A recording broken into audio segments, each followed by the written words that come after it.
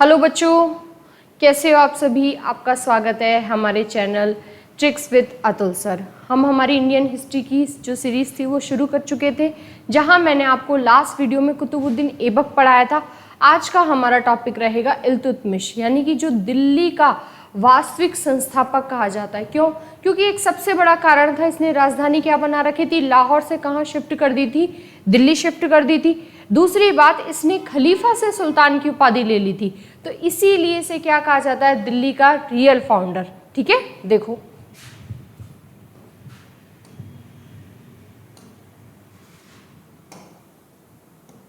देखो भाई, सबसे पहले इसका पूरा नाम क्या है, तो शमशुद्दीन इल्तुतमिश इसका पूरा नाम।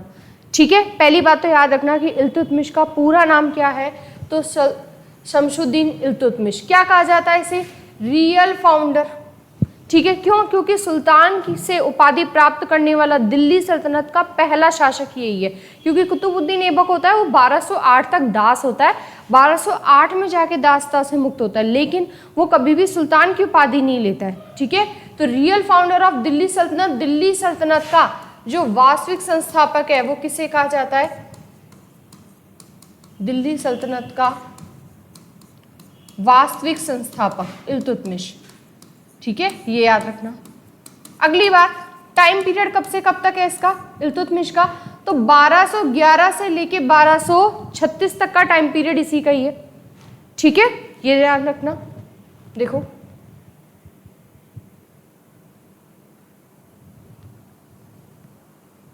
(1211) से लेकर 1236 तक का जो टाइम पीरियड है वो किसका है, इल्तुतमिश का है। जबकि कुतुबुद्दीन ऐबक का बताओ कब होता है बच्चों, ऐबक का जो टाइम पीरियड है वो कब से कब तक है, 1206 से लेके 1210 तक का टाइम पीरियड है। जबकि ठीक इससे पहले कौन सा टॉपिक पढ़ा था हमने, मोहम्मद गौरी। तो जो गौरी का जो टॉपिक है वो कब से कब तक है, देखो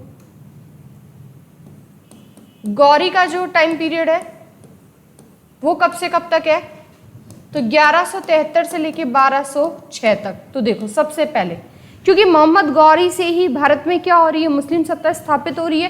क्योंकि गौरी यहाँ चला जाता है और अपने दास जो ऐबक है उसको छोड़ के चला जाता है, और ऐबक का दास कौन होता है, इल्तुतमिश होता है। तो गौरी का टाइम पीरियड कब से कब तक है, 1173 से लेके 1206 तक।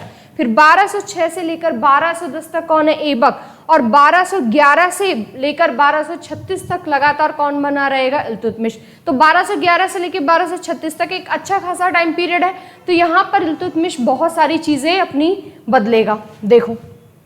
देखो एक बात याद रखना कि गौरी है उसके दास में हम किस किस का नाम पढ़ते हैं, ऐबक का नाम पढ़ते हैं। ठीक है, बख्तियार खिलजी, ये भी कौन था, गौरी का दास था, बख्तियार खिलजी, कुबाचा और यल्दौजी। ठीक है, कुबाचा और यल्दौजी, ये चार किसके दास हुआ करते थे, गौरी के, जिसमें बख्तियार खिलजी की तो मृत्यु हो जाती है। ठीक है, तो जो साम्राज्य है वो किस में बढ़ जाता है, ऐबक में, कुबाचा में और यल्दौजी में। यानी कि सिंध, मुल्तान, गजनी और पूरा का पूरा उत्तर भारत वाला हिस्सा किन किन के बीच बढ़ जाता है, ऐबक के बीच में, कुबाचा के बीच में और यल्दौजी के बीच में। इल्तुतमिश किसका दास होता है, ऐबक का दास होता है। तो देखो गौरी का दास ऐबक और ऐबक का दास इल्तुतमिश, इसीलिए ही इल्तुतमिश को गुलामों का गुलाम कहा जाता है या दासों का दास, ये भी याद रखना। तो पहली बात, इल्तुतमिश का पूरा नाम क्या है, शमशुद्दीन इल्तुतमिश। ठीक है, क्या है ये, रियल फाउंडर है बच्चों।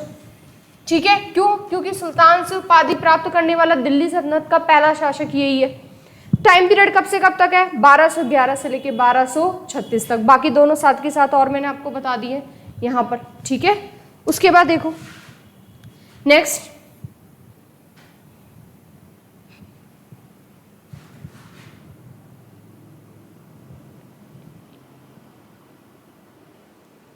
देखो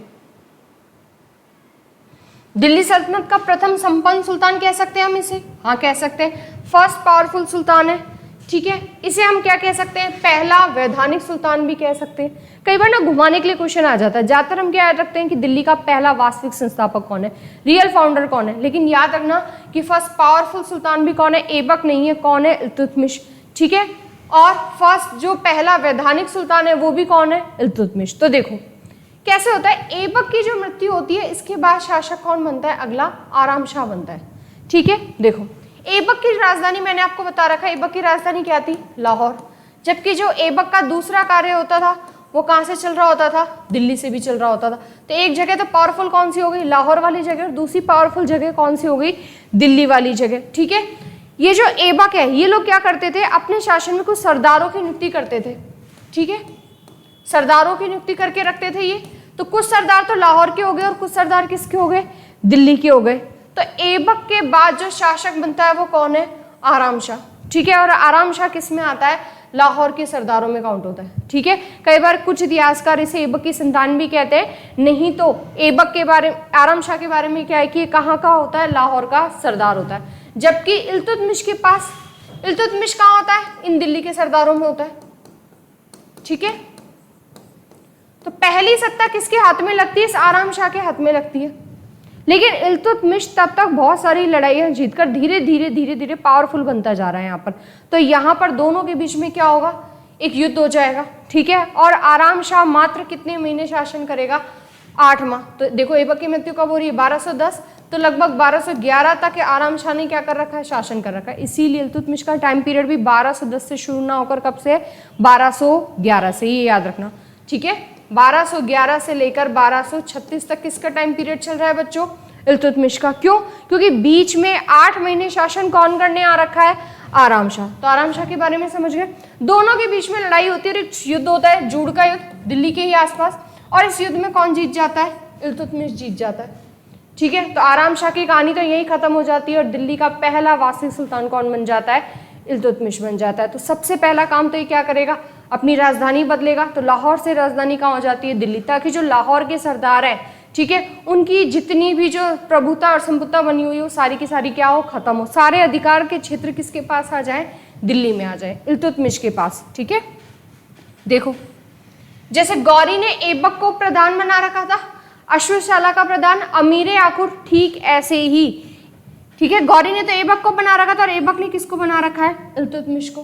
पहली बात, इल्तुतमिश को क्या कहा जाता है? अमीर उल उमरा कहा जाता था। ठीक है, बहुत सारे टाइटल थे इसके पास। अमीर उल उमरा यानी कि राजकुमारों का राजकुमार था। ऐबक ने इसको खुद कौन सा टाइटल दे रखा था? तो सर ए जहांदार। ये याद रखना भाई, क्योंकि गौरी ने ऐबक को तो कौन सा टाइटल दिया था? अमीर आखुर, अश्वशाला का प्रधान, जबकि ऐबक ने इल्तुतमिश को कौन सा टाइटल दे रखा है? सर ए जहांदार का। ठीक है, यानी कि अंग रक्षकों का प्रधान बना रखा है। अंगरक्षक यानी कि जो बॉडीगार्ड होते हैं उनका प्रधान कौन बना हुआ था? इल्तुतमिश। और कौन सा टाइटल था इल्तुतमिश के पास? तो अमीर उल उमरा, राजकुमारों का राजकुमार भी कहलाता था। और कुछ समय बाद ये अमीर शिकार भी बन जाता है, तो इसको बहुत सारे टाइटल मिलते हैं। अमीर शिकार, तो याद रखना ऐबक ने इसको कौन सा टाइटल दे रखा है? ये इंपॉर्टेंट है, सर ए जहांदार। और सर ए जहांदार क्या होता है बच्चों? अंगरक्षकों का प्रधान। ठीक है, देखो क्या क्या कहा जाता है इसे? अमीर उल उमरा, ठीक है, प्रिंस ऑफ प्रिंस, और sir A Jahandar, chief of bodyguards, ये याद रखना। और अमीर शिकार का पद भी इसके पास चला जाता है। ठीक है, तो देखो आराम शाह की कहानी खत्म और किसकी कहानी शुरू हो जाती है? इल्तुतमिश की। अब मैं ये बात आपको पहले भी बता चुकी हूँ कि जो इल्तुतमिश है वो इलबरी तुर्क है, क्योंकि जो कुतुबुद्दीन ऐबक है वो तुर्क तो है लेकिन वो ऐबक तुर्क था। पहला जो इलबरी तुर्क है वो कौन है? इल्तुतमिश। इसीलिए कुछ इतिहासकारों ने गुलाम डायनेस्टी, जो स्लेव डायनेस्टी, इसको कौन सी डायनेस्टी कहना शुरू करा? इलबरी डायनेस्टी, क्योंकि इसमें ज्यादातर कौन से वंश के लोग थे? इलबरी वंश। तो याद रखना इलबरी तुर्क कौन है बच्चों? इल्तुतमिश है। ठीक है, तुर्किस्तान से। ठीक है, और दिल्ली का पहला वास्तविक सुल्तान है ये। अब ये बात तो हमने बहुत बार पढ़ी कि दिल्ली का पहला वास्तविक सुल्तान कौन होता है? इल्तुतमिश। लेकिन इसको मानने वाले कौन है? एक व्यक्ति का नाम याद रखना, आरपी त्रिपाठी। ठीक है, बहुत फेमस है ये, तो याद रखना ये इंपॉर्टेंट है कि दिल्ली सल्तनत का पहला वास्तविक सुल्तान इल्तुतमिश को किसने माना? तो किसने माना है बच्चों? आरपी त्रिपाठी ने, याद रखना। उसके बाद सुल्तान के पद की स्वीकृति ली है इसने खलीफा से। ठीक है, और खलीफा ने इसे कौन सा टाइटल दिया है? सुल्तान आजम का। तो खलीफा से सुल्तान की उपाधि प्राप्त करने वाला पहला दिल्ली सल्तनत का शासक भी कौन हो गया है? इल्तुतमिश। याद रखना कौन सा टाइटल ले रखा है? सुल्तान आजम। सुल्तान आजम का टाइटल भी ले रखा है और साथ में क्या प्राप्त कर रहा है? खलीफा से खिल्लत प्राप्त करने वाला, यानी कि प्रशंसा पत्र जो होता है उसको प्राप्त करने वाला भी कौन बन गया है? इल्तुतमिश। तो याद रखना। ठीक है, 1229 के आसपास ये चीजें ले लेता है यहां से। उसके बाद देखो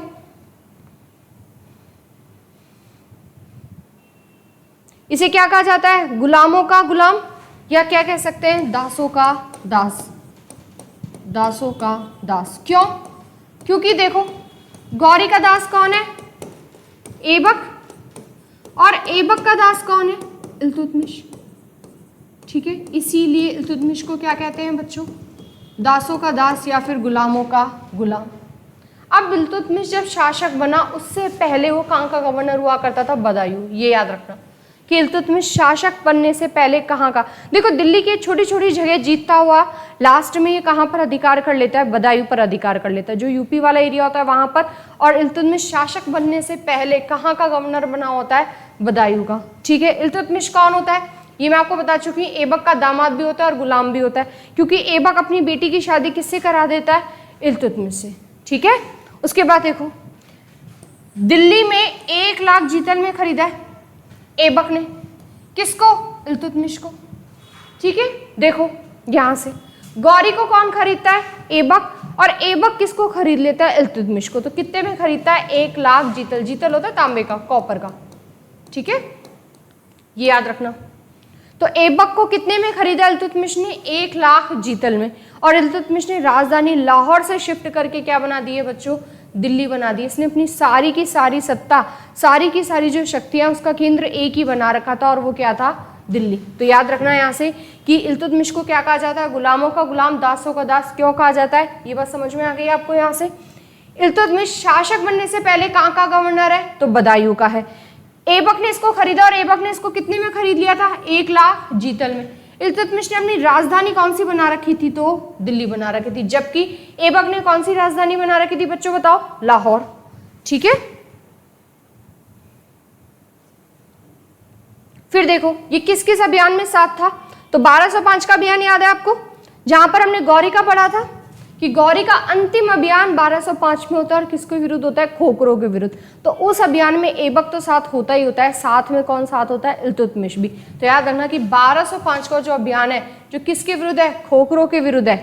ठीक है, जबकि गौरी की हत्या करने वाले भी कौन है, ये खोखर ही है। ये भी याद रखना कि गौरी की हत्या कब हो रही है, 1206 में, और करने वाले भी कौन है, खोखर।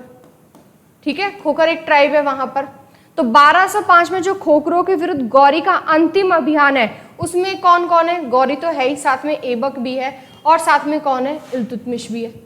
ठीक है, ये याद रखना कि खोखरों के विरुद्ध के अभियान में कौन कौन शामिल था, तो गौरी था, ऐबक था, और इल्तुतमिश था। कब हो रहा है ये अभियान, 1205 में।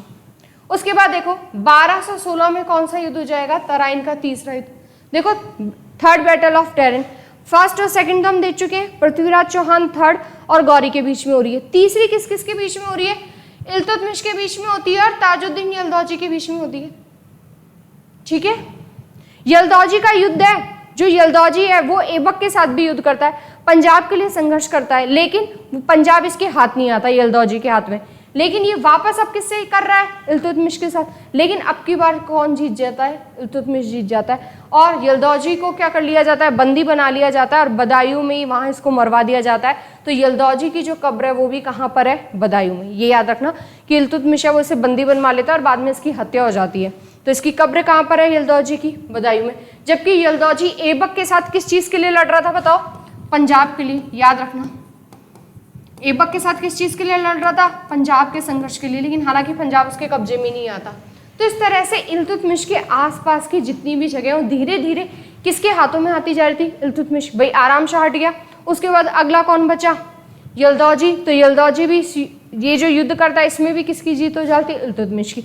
अब कुबाचा की बारी आती है। ठीक है, तो कुबाचा क्या होता है, कुबाचा के साथ पहले ही बहुत सारी चीजें हो चुकी होती हैं, हर जगह से कुबाचा की तरफ अटैक हो रखे होते हैं। इल्तुतमिश के साथ भी वो लड़ाई करता है, ठीक है, और उसमें भी वो हारा जाता है। हालांकि इल्तुतमिश उसे छोड़ देता है, ठीक है, बंदी वगैरह नहीं बनाता, लेकिन फिर भी कुबाचा की किस्मत हमेशा खराब ही रहती है। जिससे भी वो युद्ध करता है उससे लास्ट में क्या होता है, वो हार ही जाता है। तो एट लास्ट वो क्या करता है, कुबाचा सिंधु नदी में कूद कर क्या हो जाता है, आत्महत्या कर लेता है। ये याद रखना, सिंधु नदी में कूदकर आत्महत्या। ठीक है, ये सिंधु नदी मैंने आपको बताई थी, इंपॉर्टेंट है, क्योंकि जब मंगोलों का आक्रमण होगा तो वो कौन सी नदी तक आके रुक जाएंगे? सिंधु नदी तक। सिंधु नदी को पार नहीं करेंगे। ठीक है, देखो यहाँ से तो यल्दौजा और कुबाचा की कहानी खत्म हो गई। लाहौर पर कब इसका अधिकार हो जाता है इल्तुतमिश का? तो याद रखना 1217 में इसका अधिकार हो जाता है। अब यल्दौजी हट गया, कुबाचा हट गया, आराम शाह हट गया। इल्तुतमिश के पास सारी जगह फैली हुई है, सारी जगह उसका शासन हो चुका है, लेकिन उसकी जो सत्ता है वो बहुत ज़्यादा फैली हुई है। उसी समय बंगाल में एक और शक्ति उभर कर आती है जिसका नाम है अली मर्दान। और अली मर्दान है वो उसके जो विचार होते हैं वो इल्तुतमिश से नहीं मिलते हैं। ठीक है, और इल्तुतमिश के साथ कहीं ना कहीं उसकी युद्ध जैसी स्थिति बनी हुई रहती है, क्योंकि अली मर्दान सोचता है कि मैं बंगाल का शासक बना रहा हूँ, और इल्तुतमिश चाहता था कि बंगाल किसके कब्जे में हो? मेरे कब्जे में हो। तो याद रखना इल्तुतमिश के समय बंगाल का शासक कौन बना हुआ है? अली मर्दान। और यहाँ पर भी इल्तुतमिश क्या करेगा? बंगाल को अपने अधिकार में कर लेगा। और कब जीत लेगा बंगाल को? 1226 ईस्वी में। ठीक है, तो देखो लाहौर पर कब नियंत्रण कर रहा है? 1217 में। जबकि बंगाल पर कब अधिकार कर रहा है? तो 1226 में। ठीक है, इल्तुतमिश क्या करता है? इल्तुतमिश का जो बेटा होता है नसरुद्दीन, वो चाहता था कि वो अगला शासक बने, तो उसको वो सबसे पहले कहाँ भेज देता है? बंगाल में। तो इल्तुतमिश अपने बेटे नसरुद्दीन है उसको कहाँ का शासक बना देता है? बंगाल का। तो याद रखना बंगाल में कौन सी शक्ति उभर कर आ रही थी? अली मर्दान। इस इल्तुतमिश ने बंगाल पर अधिकार कब कर लिया? 1226 में। और बंगाल का शासक किसको बना दिया? अपने बेटे नसरुद्दीन को। ठीक है, फिर देखो ऐसे इसके पास और चुनौतियां रहती है। बिहार में भी एवाज होता है और वो भी मना कर देता है। वो भी इल्तुतमिश है, उससे इतना खुश नहीं होता और वो कहता है कि मैं भी अपना बिहार में क्या बनूंगा? खुद का शासक बनूंगा, बिहार मेरे कब्जे में रहेगा। तो ऐसे में इल्तुतमिश अपना पहला सूबेदार नियुक्त करता है। कहाँ पर बच्चों? बिहार में। किसको हटाकर? एवाज को हटाकर। ठीक है, एवाज को हटाएगा तो किसी को तो बनाएगा, तो किसको बनाएगा? मणिक जानी को। हालांकि इसका जो पूरा नाम होता है वो है मणिक अलाउद्दीन जानी, लेकिन मणिक जानी के नाम से याद रखना कि बिहार में पहला सूबेदार इल्तुतमिश ने किसे नियुक्त किया? मणिक जानी को। किसको हटाकर किया? ये भी याद रखना। तो किसको हटाकर किया है? एवाज को। तो इस तरह से देखो सिंध और मुल्तान भी कब्जे में, गजनी वाला हिस्सा भी हिस्से कब्जे में हो चुका है। ठीक है, और बंगाल और बिहार भी किसके कब्जे में आ रखे हैं? इल्तुतमिश के कब्जे में आ रखे हैं। तो इल्तुतमिश का जो साम्राज्य है वो बहुत ज़्यादा फैला हुआ है यहाँ से। ठीक है, फिर देखो और इसके कौन कौन से अभियान है कि यहाँ तक तो है क्या इसके राजस्थान में भी अभियान है? तो राजस्थान में भी है। कौन कौन से? याद रखना रणथंभौर का अभियान हो रहा है 1226 में, जहाँ पर कौन है? वीर नारायण। ठीक है, वीर नारायण भी यहाँ पर क्या होते हैं? इससे हार जाते हैं, याद रखना। फिर एक जालौर का अभियान भी हो रहा है और साथ में अजमेर अभियान भी चलता है। तो जालौर में कौन है राजा? उदय सिंह। ऐसे ही ग्वालियर का अभियान इसका फेमस है, ग्वालियर का अभियान इंपॉर्टेंट है। ठीक है, क्योंकि देखो नसरुद्दीन है जो उसका बेटा, तब तक उसकी मृत्यु हो जाती है। ठीक है, और इल्तुतमिश को लगता है कि मेरे बाद मेरा शासक जो अगला शासक बनता वो मेरा बेटा बनता। ठीक है, लेकिन अब उसकी बेटी कौन है? रजिया सुल्तान। तो यहाँ पर उसका एक और अभियान है, कौन सा? ग्वालियर का अभियान। कब हो रहा है? 1232। ठीक है, हालांकि ये जो 1232 से लेकर 33 के बीच तक के आसपास का रहता है। और यहाँ पर राजा कौन है? सारंगदेव। दोनों के बीच में एक संधि होती है और इस संधि से युद्ध की समाप्ति भी हो जाती है। तो याद रखना रणथंभौर में कब हो रहा है अभियान? 1226। कौन? वीर नारायण यहाँ पर हार रहा है। जालौर में कब अभियान हो रहा है? तो देखो जालौर में राजा कौन है? महाराजा उदय सिंह। जबकि ग्वालियर में अभियान, इसकी डेट याद रखना 1232 से 33 के आसपास रहता है और राजा कौन है? सारंगदेव। दोनों के बीच में संधि हो जाती है। ठीक है, और चीजें सही हो जाती हैं। उसी समय देखो ये इसके अभियान हो गए, 3 अभियान याद रखना। और 1205 में खोखरों के विरुद्ध अभियान जरूर याद रखना। उसके बाद 1221 ये बहुत बहुत इंपॉर्टेंट एग्जाम के लिए। मंगोल नेता कौन है? चंगेज खां। देखो मंगोल वाले हिस्से में उस समय क्या हो रहे? छोटे छोटे कबीले हो रहे थे और एक नई जाति उभर कर आई यहाँ पर, जिसका नेता कौन बना हुआ था? चंगेज खां। और चंगेज खां का रियल नेम याद रखना कौन है? तेमुचिन। ठीक है, तेमुचिन ये जो है चंगेज खां का एक ही मोटो होता है कि जहाँ कहीं भी जाऊँ वहाँ पर काट मार करो, जितनी हो सकती है, जितनी हत्याएं की जा सकती है उतनी हत्याएं की जाए और मेरा ही राजपाट रहे हर जगह। तो सबसे पहले वो किसको टारगेट करता है? ख्वारिज्म। ठीक है, जो खलीफा वाले हिस्से होते हैं, ईरान वाले हिस्से, वहां पर। और ख्वारिज्म का पुत्र होता है यहाँ पर ईरानी राजकुमार कौन होता है? जलालुद्दीन मकबरनी। और ये इसके पीछे पड़ जाता है कि अगला जो युद्ध होगा वो उसके साथ होगा, अगली जो हत्या होगी वो किसकी होगी? जलालुद्दीन मकबरनी की। तो याद रखना कि जो मंगोल नेता है चंगेज खां, जिसका रियल नेम क्या है? तेमुचिन, वो किसके पीछे पड़ जाता है?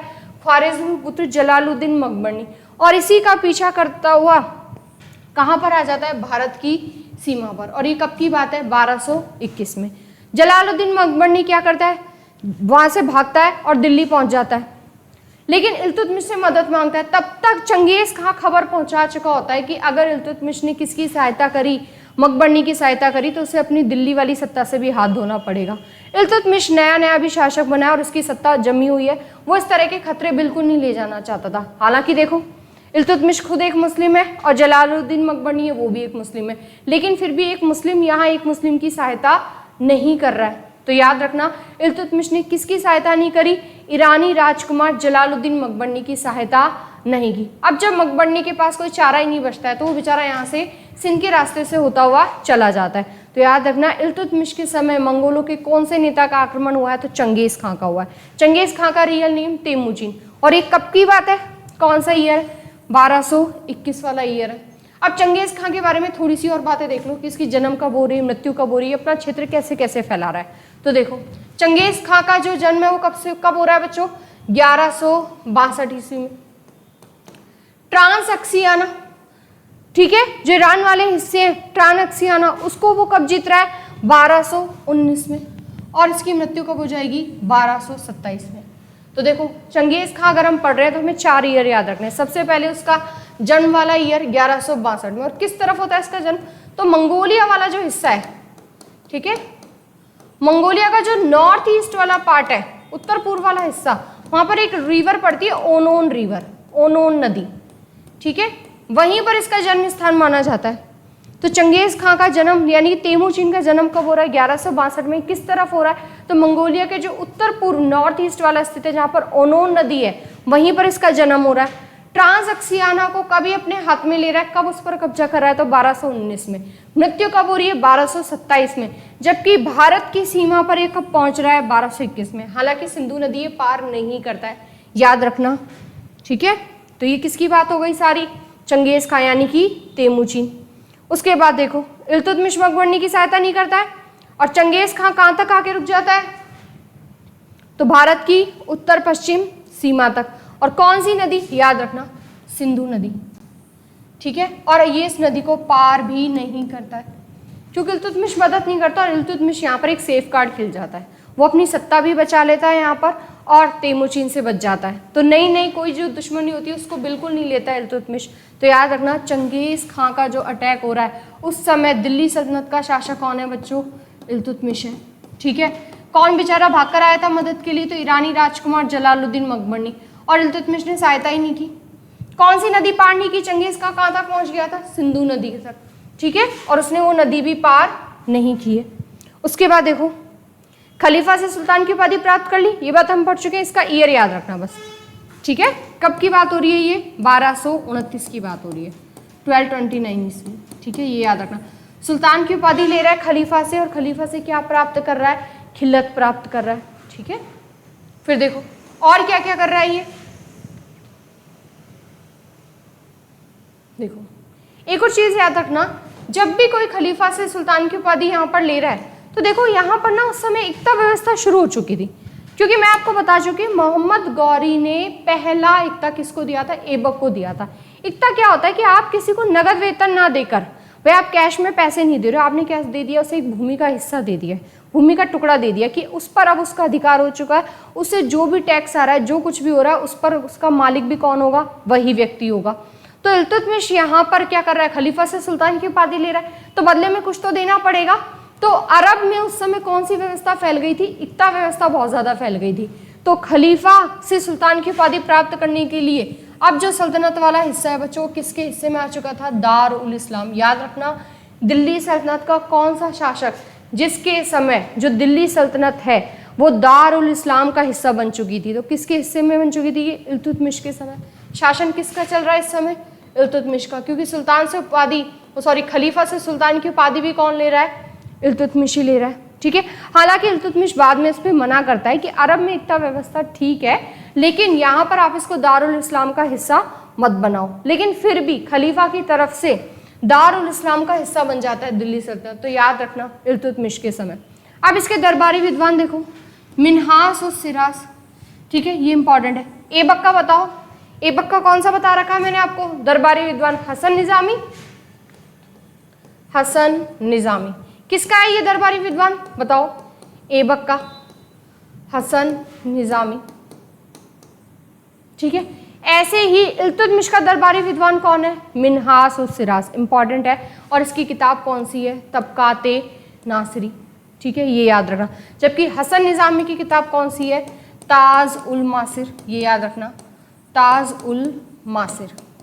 ठीक है, और ताज उल मासिर के बारे में ये बोला जाता है कि दिल्ली सल्तनत का जो पहला पॉलिटिकल जो हिस्ट्री है, राज के इतिहास है, उसकी जानकारी किस किताब से मिलती है, इस ताज उल मासिर से मिलती है। ठीक है, दिल्ली सल्तनत का पहला राजकीय इतिहास, फर्स्ट पॉलिटिकल हिस्ट्री, पहला राजकीय इतिहास कौन सी किताब से मिलता है, हसन निजामी की किताब है ताजुल मासिर। लेकिन ये किसका दरबारी विद्वान है, ऐबक का। ऐसे ही इल्तुतमिश का दरबारी विद्वान कौन है बच्चों, मिन्हास उस सिराज। और कौन सी किताब लिखी हुई है इसने, तबकाते नासिरी। उसके बाद देखो ये क्या करता है, तुर्कान चहलगामी यानी कि 40 दल का जितने भी सरदार होते हैं उन सरदारों का क्या करता है, एक दल बनाता है। और उसी सरदारों के दल को क्या कहा जाता है, 40 दल। क्यों, क्योंकि इसके अंदर कितने लोग होते हैं, 40। कितने सरदारों का संगठन होता है, 40। तो 40 दल को बनाता है। इसमें क्या होता है, सारे सरदार होते हैं ये पावरफुल होते हैं। ठीक है, तो याद रखना तुर्कान चहलगामी या फिर 40 दल को बनाने वाला कौन है, इल्तुतमिश। और बलबन इसी 40 दल का सदस्य होता है। और बलबन जब खुद शासक बनेगा तो उसे डर होता है कि कहीं ये 40 दल मुझे ना हटा दे। तो 40 दल का दमन करने वाला यानी कि 40 दल तुर्कान चहलगामी को समाप्त करने वाला तो कौन है, बलबन। जबकि बलबन खुद उसका सदस्य रह चुका होता है, उसी से ही वो शासक भी बनता है, तभी उसके पास वो पावरफुल बनता है। और लेकिन इसको बनाने वाला कौन है, तुर्कान चहलगामी का बनाने वाला यानी 40 दल को निर्माण करने वाला कौन है, इल्तुतमिश। जबकि समाप्त करने वाला कौन है, बलबन। बलबन खुद उसका सदस्य होता है। तो याद रखना तुर्कान चहलगामी। और क्या क्या करता है, पहली बार शुद्ध अरबी सिक्के चलाता है, नियमित सिक्के चलाता है। ठीक है, ऐबक ने देखो अपने नाम के सिक्के नहीं चला रखे, तो देखो शुद्ध अरबी सिक्के चलाने वाला कौन है, इल्तुतमिश। और नियमित सिक्के भी, रेगुलर कॉइन्स, नियमित रूप से सिक्के चलाने वाला भी कौन है, इल्तुतमिश। शुद्ध अरबी सिक्के चलाने वाला कौन भी, इल्तुतमिश। इसने अपने सिक्कों पर टकसाल का नाम, टकसाल का मतलब होता है जहाँ पर सिक्के बनते हैं, जहाँ से सिक्के निकलते हैं, टकसाल का नाम भी लिखवाना शुरू करा। और साथ में उस पर खलीफा का नाम भी लिखवाना शुरू करा। ठीक है, तो याद रखना कि शुद्ध अरबी सिक्के किसने चलाए, इल्तुतमिश ने। टकसाल का नाम किसने लिखवाया, इल्तुतमिश ने। पहली बार नियमित सिक्के भी किसने चलाए हैं, इल्तुतमिश ने। फिर देखो कौन कौन से सिक्के चलाता है, तो ये वाला सवाल बहुत बहुत ज्यादा आता है कि चांदी का तो टंका यानी कि टंका कौन सा है, सिल्वर का। और तांबे का जीतल यानी कि कॉपर का तो जीतल है, और तांबे सिल्वर का क्या है बच्चों, टंका है। ठीक है, ये याद रखना। कितने ग्रेन का है, तो 175 ग्रेन का है, ये भी याद रखना। नियमित सिक्के चलाता है और खलीफा का नाम भी लिखवाता है, और साथ में किसका नाम भी लिखवाता है, तो टकसाल का नाम भी है, खलीफा का नाम भी है। किसके शासनकाल में, किसके सिक्कों पर, तो इल्तुतमिश के जो समय सिक्के चले। शुद्ध अरबी सिक्के चलाए इसने, कौन कौन से, चांदी का, टंका और तांबे का जीतल। सीधा ऐसे भी आ जाता है कि जीतल कौन सी धातु का बना हुआ है, तो तांबा, कॉपर। टंका किसका बना हुआ है, तो सिल्वर यानी कि चांदी का। कितने ग्रेन का बना हुआ है, 175 ग्रेन का बना हुआ है। ठीक है, ये याद रखना। इक्ता व्यवस्था लागू करी है इसने, कहाँ पर, भारत वाले हिस्से में। भाई पूरे उत्तर भारत में देखो इक्ता व्यवस्था को सबसे पहले लागू कौन करके चल जाता है, यहाँ पर मोहम्मद गौरी। क्योंकि मोहम्मद गौरी किसको इक्ता दे रहा है, कुतुबुद्दीन ऐबक को इक्ता दे रहा है, लेकिन इसको व्यवस्थित रूप से लागू करने का श्रेय किसको जाता है, इक्ता व्यवस्था। तो याद रखना कि इक्ता व्यवस्था को कि भारत में शुरुआत करने वाला कौन है, तो इल्तुतमिश है। और इस बात की जानकारी किससे मिलती है बच्चों, सियासतनामा जो किताब है वहां से मिलती है। ठीक है, क्या होता है ये इक्ता व्यवस्था, इसका मीनिंग भी याद रखना कि आप इसको किसी को नगद वेतन यानी कि आप कैश सैलरी ना देकर आप उसे क्या दे रहे हो, एक खास भूभाग दे रहे हो। और उस भूभाग का पूरा रेवेन्यू जो राजस्व वाला अधिकार वो होगा, वो किसका होगा, उसी व्यक्ति का होगा जिसको क्या दिया गया है, इक्ता दिया गया है। तो याद रखना कि भारत में इक्ता व्यवस्था को लागू करने वाला कौन है, इल्तुतमिश। क्या होता है इक्ता व्यवस्था, तो नगद वेतन के बदले आप किसी को क्या दे रहे हो, कोई स्पेशल भूभाग दे रहे हो, जिस पर अधिकार किसका होगा, पूर्ण रूप से उसी व्यक्ति का होगा। ठीक है, और क्या क्या किया इसने, तो न्याय हेतु शेर के गले में जंजीर लगाई, ये भी याद रखना, इसने एक नया काम शुरू करा है। और पहला सुल्तान है बच्चों जिसने दोआब की आर्थिक समता समझी। कैसे? दोआब क्या होता है? दो नदियों के बीच का, ठीक है। दोआब देखो, दोआब क्या होता है? दोआब दो नदियों के बीच का जो उपजाऊ क्षेत्र होता है उसे ही क्या कहा जाता है? जो हाईली फर्टाइल वाला एरिया होता है, यानी कि जहां पर पैदा बहुत अच्छी होती है, खेती बहुत अच्छी होती है, दो नदियों के जो बीच का स्थान होता है वो बहुत ज्यादा उपजाऊ होता है, उसी स्थान को क्या कहा जाता है? दोआब। तो सिंधु नदी वाले हिस्से में और गंगा नदी वाले हिस्से में देखता है कि यहाँ पर खेती बहुत ज्यादा अच्छी हो रही है। तो पहली बार दोआब की जो आर्थिक महत्वता है उसको समझने वाला दिल्ली सल्तनत का शासक भी कौन है? इल्तुतमिश है, ये याद रखना, ठीक है। उसके बाद देखो क्या पूरा कराया इसने? कुतुब मीनार। तो हम देख चुके हैं कि कुतुब मीनार को शुरू करने वाला तो कौन होता है? ऐबक, ठीक है। और कब की बात होती है ये ऐबक की? 1199, यानी कि कौन सी सदी की है ये? 12वीं सदी की है। ये जो कुतुब मीनार है वो कौन सी सदी से रिलेटेड है? 12वीं सदी से। ऐबक उसको शुरू कब करवा रहा है? 1199 में, लेकिन ऐबक उसे पूरा नहीं करवाता। ऐबक एक मंजिल बनवाता है और आगे की दूसरी, तीसरी और चौथी मंजिल को बनाने वाला कौन होता है? इल्तुतमिश होता है, ठीक है।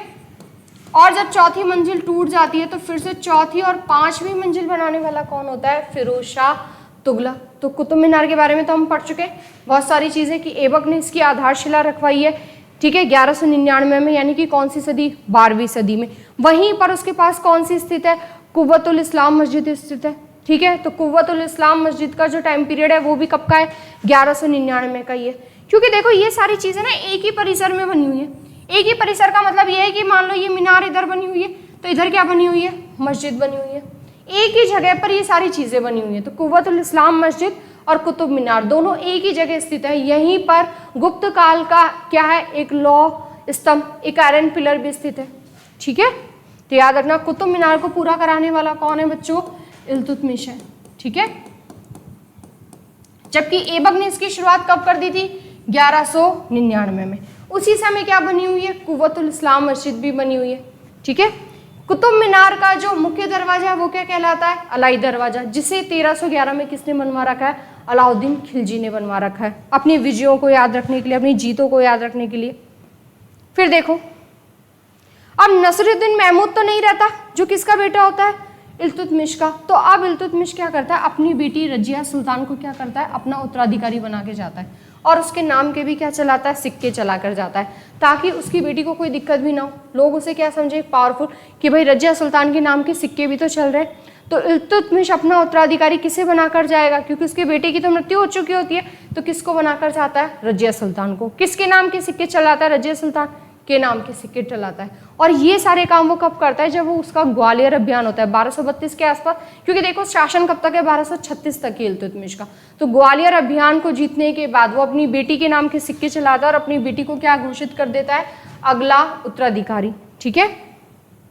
इसी ग्वालियर अभियान में जो 1232 से 33 के बीच में, यहीं पर इल्तुतमिश ने किसको खरीद लिया है बच्चों? बलबन को खरीद लिया है।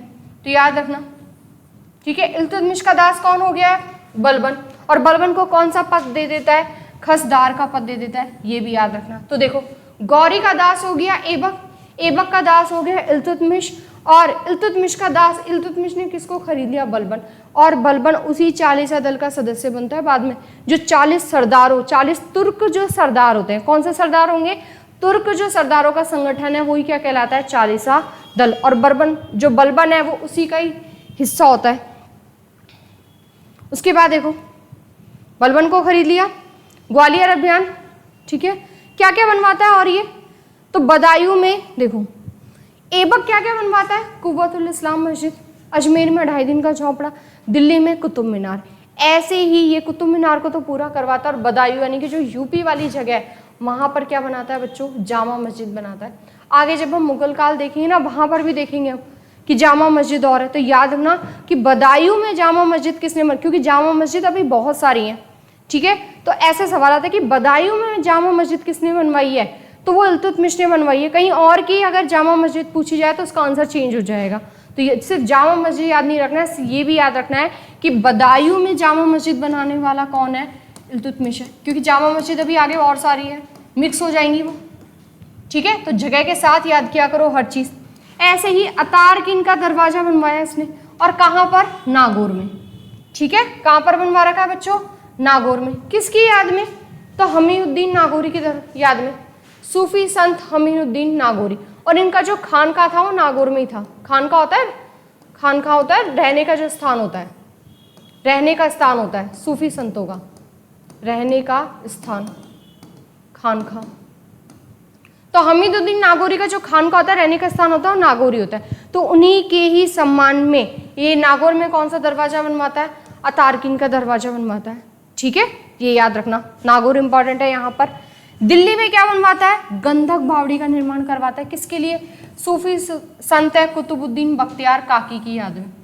तो ये बख्तियार काकी की याद में क्या बनवा रहा है, दिल्ली में गंधक बावड़ी बनवा रहा है। ठीक है, हमीउद्दीन नागौरी के लिए नागौर में क्या बनवा रहा है, अतारकिन का दरवाजा। और बदायूं में क्या बनवा रहा है, जामा मस्जिद। और क्या क्या बनवा रहा है, तो दिल्ली में एक और मकबरा बनवा रहा है, कौन सा, सुल्तानगढ़ी का मकबरा। ठीक है, अपने बेटे की याद में बनाएगा ये। और भारत का पहला इस्लामिक मकबरा माना जाता है इसे। तो भारत का पहला इस्लामिक मकबरा कौन सा है, सुल्तानगढ़ी का मकबरा। किसकी याद में बनवा रखा है, तो अपने बेटे जो नसरुद्दीन महमूद है उसकी याद में बनवा रखा है। ठीक है, नसरुद्दीन महमूद की याद में, महमूद की याद में, ये याद रखना। ठीक है, क्योंकि इल्तुतमिश ने इस तरह के मकबरे बनने की शुरुआत करी, क्योंकि देखो ऐबक का जो मकबरा होता है वो कहाँ होता है, लाहौर। ये भी याद रखना कि ऐबक का मकबरा कहाँ है, लाहौर में। ऐबक का मकबरा लाहौर। ठीक है, वही लाहौर में इसको दफनाते हैं, वहीं पर उसका मकबरा बन जाता है। कौन बनवाता है, खुद इल्तुतमिश बनवाता है।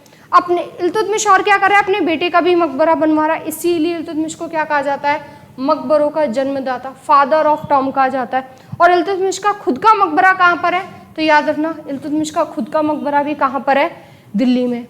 उसके बाद इल्तुतमिश का एक बहुत इंपॉर्टेंट वजीर होता है जिसका नाम कई बार पूछ लिया जाता है, तो उसका नाम क्या है, निज़ामुद्दीन जुनैदी। ये याद रखना, इल्तुतमिश का खास वजीर होता है। ठीक है, निज़ामुद्दीन जुनैदी का नाम याद रखना।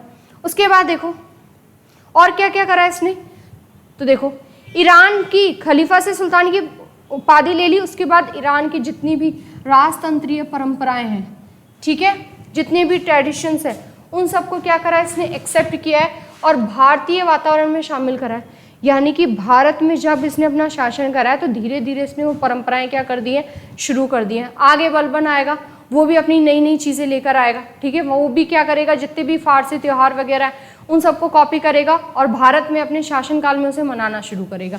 तो देखो ईरानी परंपराओं को भारत में लागू करने वाला बच्चों कौन है, इल्तुतमिश है। याद रखना, दोआब की, यानी कि जो दोआब होता है उसका इकोनॉमिकली यानी कि आर्थिक महत्व क्या है, उसकी इंपॉर्टेंस क्या है, उसको समझने वाला पहला शासक भी कौन है, इल्तुतमिश है। तो इस तरह से इल्तुतमिश की सारी बातें खत्म होती हैं। ठीक है, अब देखो इल्तुतमिश अपनी बेटी रजिया सुल्तान को उत्तराधिकारी घोषित तो करके चला गया, लेकिन रजिया सुल्तान के सामने अभी बहुत सारी चुनौतियां आएंगी।